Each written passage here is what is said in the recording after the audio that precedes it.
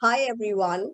Welcome all of you once again to our series of expert interviews called Financially Speaking with the Finlit Project, with established individuals in finance who've broken myths about the complications and have made finance work for them. Today, we have amongst us Bob DePasquale, founder of Initiate Impact, a certified financial planner, chartered advisor in philanthropy, who has a plum experience in wealth management advisory for more than a decade. Bob's passion for broadcast journalism drove him to become impact-philic by fostering impact through advocacy and stewardship after thriving a cancer combat in his young life. Life's most pertinent and urgent question is, what are you doing for others? So, embodiment of this quote by Martin Luther King Jr. is Bob's journey in the space of personal finance advisory, wealth advisory, authoring a book tentatively titled Personal Finance in a Public World with the New Degree Press, and his work in impact journalism. It's just been such an incredible career, Bob. We really, really appreciate your work within finance. Our goal is to highlight distinguished areas of finance which the general public usually hasn't heard about or is unaware of. And we are delighted to have you with us in this journey. And thank you so much once again. Over to Divya. Divya is our finance fellow and really enthusiastic about financial literacy in India and globally, and she's been doing some amazing work with us. Over to you, Divya, and we'll learn more about Bob's journey in this interview. Thank you so much, Bob, for joining with us. So over to you, Bob. It would be great if you can introduce about yourself, your prolific work, and your life journey. Sure. Thanks, Divya. And thank you all. The FinLit project, what you're all doing is amazing. Financial literacy is so important in our world. So I really appreciate that. My journey has been interesting. You mentioned that I have a background in journalism. And when I was studying as a young person, that was what I thought my career was going to revolve around, being a journalist and learning and educating people through broadcast media and print media and all those things. And somewhere along the line, I was working in radio actually, and I got recruited into the financial industry by a gentleman who came to the school where my wife teaches at. And he tried to convince them to help him find somebody, and they just gave him my wife's number. And she told me, oh, call this guy back. Be a nice guy. I know you would never want to do anything in the financial world as a career, but just call him and don't make me look bad. I actually called the gentleman back and said, thank you, but no, thank you. I'm not interested. And for some reason, I told him I would call him back in 6 months. Now, I don't know why I said that to this day. I think maybe I was just trying to get him off the phone. I didn't want to talk to him, but I said, I'll call you back in 6 months. 6 months went by. And I thought, I'm a man of my word. I'm going to do what I told. My parents told me to do what you say. So I actually called the gentleman back and we had a great conversation. And he told me how awesome the career was and taught me all about some of the basics in a very short period of time. And I ended up taking the job. So that kind of kicked off my career in finance. And I spent 12 years working at an organization learning all kinds of different things about the financial world, investing, insurance planning. I learned about how to manage risk. I learned about how to share financial issues with other people from a psychological perspective. I did a lot of training in that area. You mentioned I had the Chartered Advisor in Philanthropy designation. That really helped me look at a purpose for money beyond just your own household and what it means to support other people. And it doesn't have to be a lot of money. It's not about the amount. It's just more about the cause. So I did a lot of studying in that area. And then I realized more recently that I really still had an itch for journalism and broadcast media. And so more recently, I've tried to combine both of those from an educational perspective. And that's why I love what you're doing at the FinLit project, because that's right up my alley, because I have the technical expertise in the financial world, but I want to scratch that itch, if you will, for broadcasting. So I love doing events like this. You mentioned I'm writing a book too. So there's print journalism.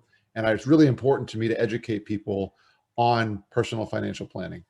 So that's my journey in about 2 minutes.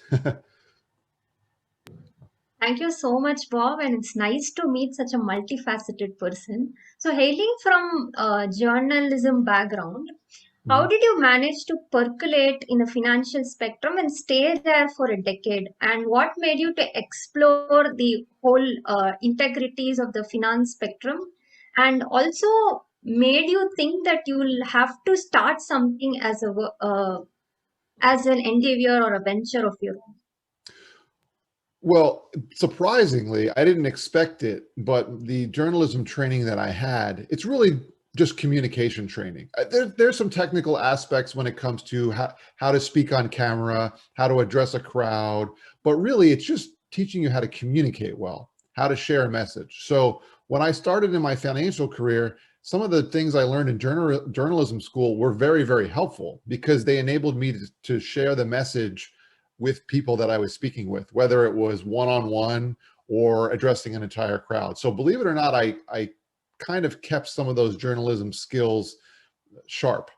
And more recently, as I mentioned, and you asked, why did I decide to kind of make this transition? And that was because I realized that although I was using some of my journalism background, I thought I could use it more. And I thought I could have more positive impact in the world by stepping away from my previous role, which took a lot of time to do some of the other things that maybe I just wasn't as good at, or it didn't enable me to use those journalism skills as much. So I kind of kept them sharp, but I wanted to use them more. And that's why I made the transition. It's great, Bob, and it would be great if you can enlighten and edify us more about Initiate Impact, its work, and how a family office works. Absolutely. Initiate Impact is the business that my partner Stacy and I founded. She has quite a bit of experience in the industry as well. And we decided after some time that there were some services that the people that we worked with were asking us to help them and provide.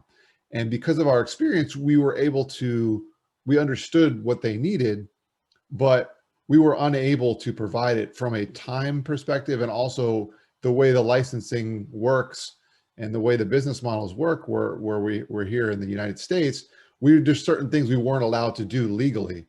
So we needed to open up our own firm to be able to provide some of those services. And when you talk about family office services, we were talking a little bit before we started recording, it's a very comprehensive service.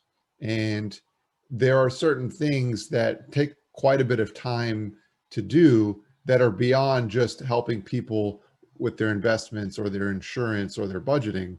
And we needed to kind of create our own model. So I was able to take my technical expertise and kind of apply this creative mind that I've learned that I didn't even know that I had a creative mind. I was kind of just behind the computer doing the work that I needed to do for many years. But now I'm able to do that. And so when you talk about family office services, a family office, in my opinion, their job is to identify what's really important for a family, help a family determine what means the most to them. Why are they on this earth? What are the things that they want to do? And I'll tell you, Divya, 99% of the time, it's not money. There's a small group of families that their number one thing is they want to have as much money as possible. And I don't criticize that. Everyone's entitled to what means the most to them. But I have found that most of them, it's not actually money. It's something else that maybe money can help them get to, or they need money in order to have a baseline of security in their life, but it's usually something more. And so a family office needs to be able to identify or help that family identify that. So all of the financial planning and the aspects of finance don't hinder that issue. And the family office can make sure that they're invested properly, that they're saving well. You talk about financial literacy. It's very important for a family office to make sure that the family is educated on those financial topics. It doesn't have to be most important to them, but they need to understand all of those things that are involved in finance.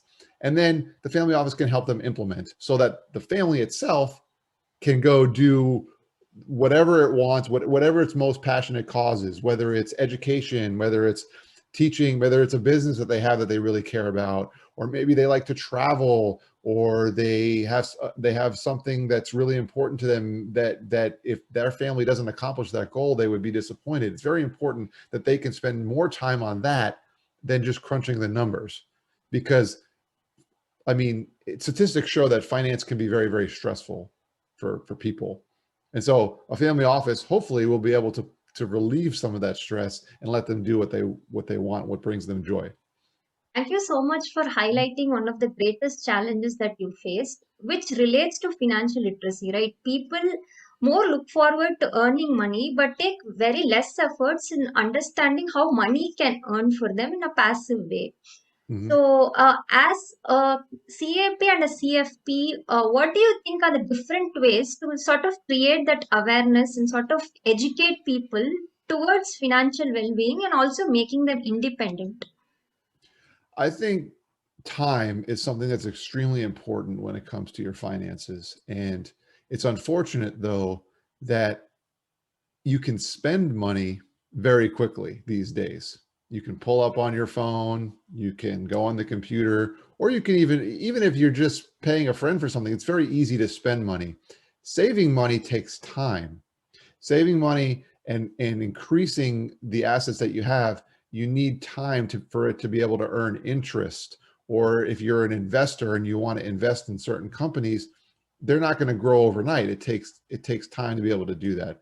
So I think it's very important for people to understand that when you talk about creating a budget, I'm sure at the Finlit project you understand the premise of spending less than you make. So what I always tell people is that if you can identify the amount of money that you bring in, so your income, how much money does your job or wherever, how much do you get paid? If you can identify that amount of money, that's, believe it or not, it's harder than you think. I think sometimes people will struggle. They have different sources of income or they don't understand how they get paid. If you can identify that, then you look at the expenses that you have and you back them out from the amount of money. And so let's say you get paid, I'm going to use US dollars. Let's say you get paid $100, just a nice round number. If you have $90 worth of expenses, then there's $10 remaining.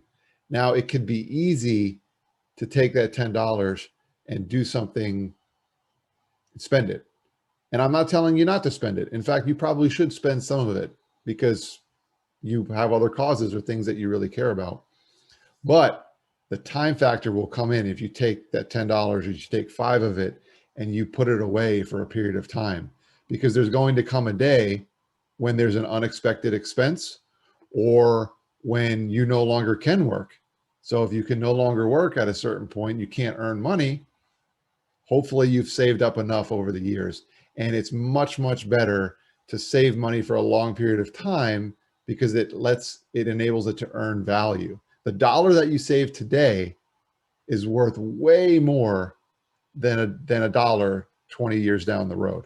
And that's a long time. I know it's hard, but for me, that's very, very important that people understand how much money they make and how much their expenses are. And that goes for any amount. It could be a very small amount, or it could be a very high income earning family or person. Thank you so much for highlighting the time value of money, power of compounding, and also following a certain rule, mostly like a golden rule when it comes to budgeting. And we all know that home economics is the grassroots for the fundamental growth of an economy itself as a whole.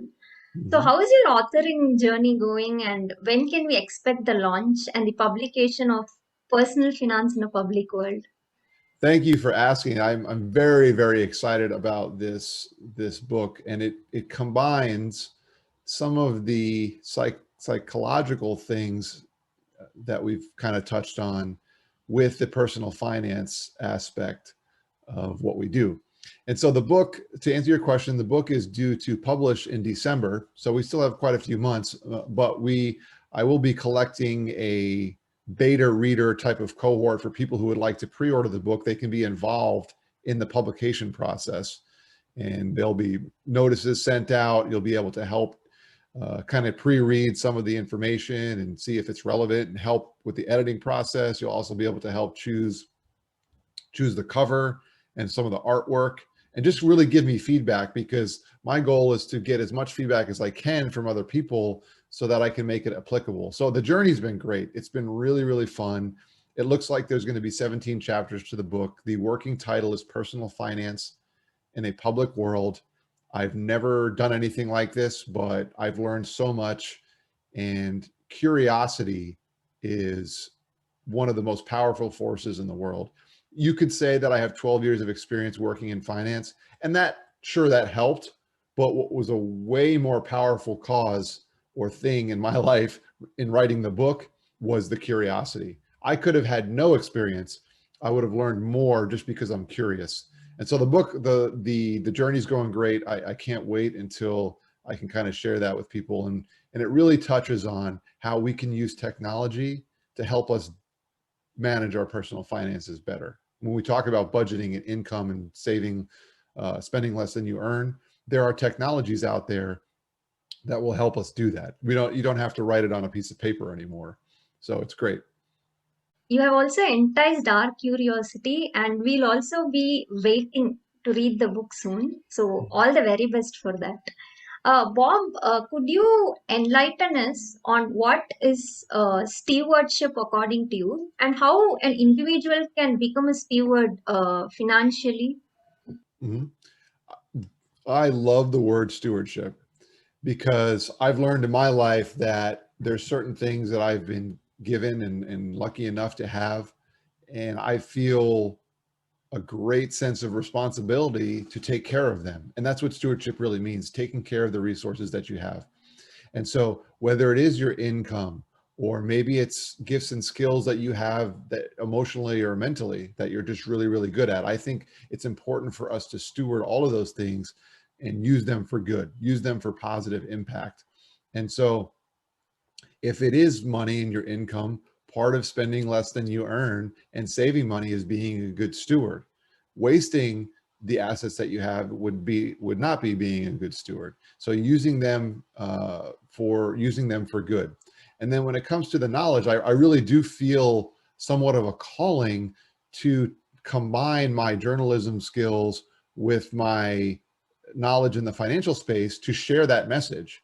And so I feel like I'm being a steward of the knowledge and experience that I've had. And I think we all have that. I mean, what y'all are doing at the Finlit Project is amazing, because you're taking a platform and you're using it for good. You're helping people. So that's being a good steward of what you have. And everyone can do that. I know some people who are very, very good at communication, like we talked about. I know other people who are better behind the scenes doing more technical work. I know some people that are very good singers, right? And it could be anything in your life that you have and you've been blessed with. Use it for good, and that's being a good steward. Thank you so much for highlighting the point that we can donate and give impact of what we know in terms of knowledge. And it's also fundamental to develop attitude and behavior when it comes to financial stewardship. So before we close, can you mention about your favorite quote or favorite books, and any of the nuggets that the audience could take away as an inspiration? Sure. I'll give you two quotes. One of them is specifically about money, and the other one is not. One of them is from a book called The Psychology of Money. It's written by a gentleman named Morgan Housel. I don't know if you've heard, excellent author. He does a really, really good job of explaining the psychology behind how we think about our finances. And he talks about in the book how most people do not look to be a millionaire. They want to spend $1 million. And there's a big difference between that. In fact, they're really the opposite. And if you want to be a millionaire, you have to save over time and invest your money so that it grows. Talk about the time value of money and compound interest, which you mentioned earlier. That would be being a millionaire. But most of us these days look at social media, the internet, they look at pictures of things. They want to do what their neighbor or their friend or someone else that they saw on TV is doing. and that's spending $1 million. And they're diametrically opposite. I mean, Housel talks about how if you want to spend the money, you'll never be a millionaire. If you want to save the money, that's how you'll get there. And it may not be millionaire for anyone. That's just the word he uses. It could be, 1,000, whatever. It doesn't have to be. It just, in order to get there, you got to save money. So that's one of my favorite quotes related to the psychology of money. And then another quote that I heard the other day is that consistency and continuity equals success.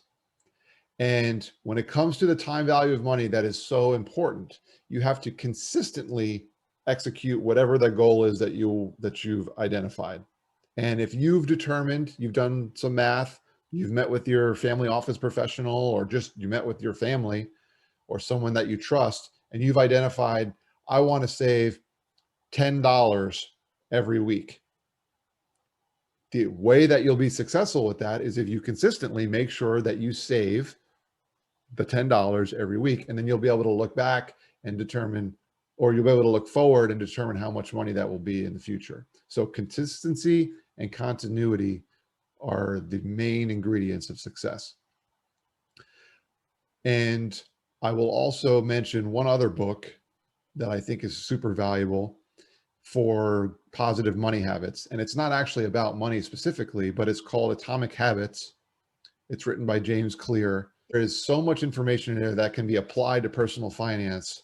It's really amazing. And saving that $10 a month can be hard if you don't have positive habits. But the book, it teaches us how to develop positive habits so that they become easy, they become habitual.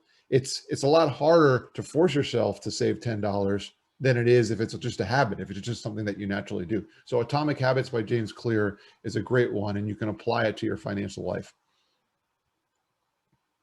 Thank you so much, Bob, for giving us nuggets with respect to behavioral finance and also highlighting the aspect that financial literacy is a lifelong process. So thank you so much for speaking of impact in finance at Financially Speaking Forum with us. And all the very best for your authoring journey and the impact endeavor to continue and prosper. Thank you, ladies. I really appreciate being on. Best to you all at FinLit Project, and I can't wait to communicate down the road. Have a great one.